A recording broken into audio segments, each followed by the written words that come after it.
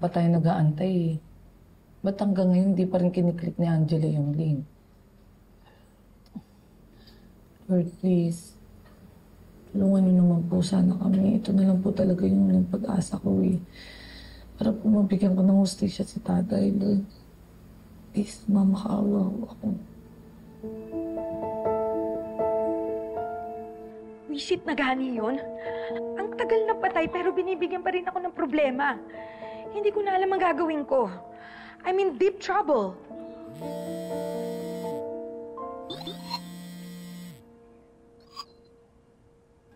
What's this link?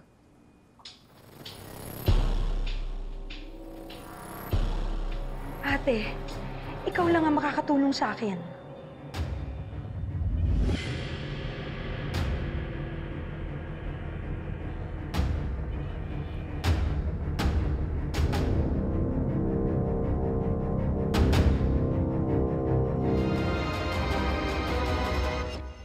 Well, then go ahead. Tell me. Naman, Somi, nung gabi na nag-away kami ng asawa ko at nasaktan ko siya. At nagsumbong siya ngayon. So, tinitretin ako ngayon nung anak ni Gani. Nakakasuhan ako. I don't see what the problem is, my dear sister. Pwede mo naman palabasin na pinoprotektahan mo lang ang sarili mo. That it was self-defense. Hindi naman ako sa'yo hihingi ng saklolo kung yun lang ang nangyari. Kung napahamak man si tatay nang dahil kay Tita Rica, gusto ko lang naman malaman kung ano yung totoong ginawa niya eh.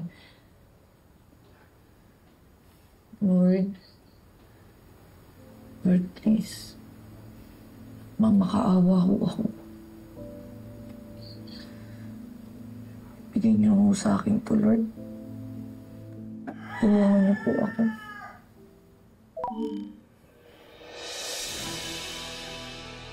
Gumana. Ha? Gumana. Uy, Bish, ang lakas mo kay Lord. Wala na sana ang problema kung natuluyan na sana si Gani sa ospital. Pero bigla siyang nagising. So I had no other choice kung hindi ang patahimikin siya. I killed him. Tinakpan ko siya ng unan hanggang sa mamatay siya.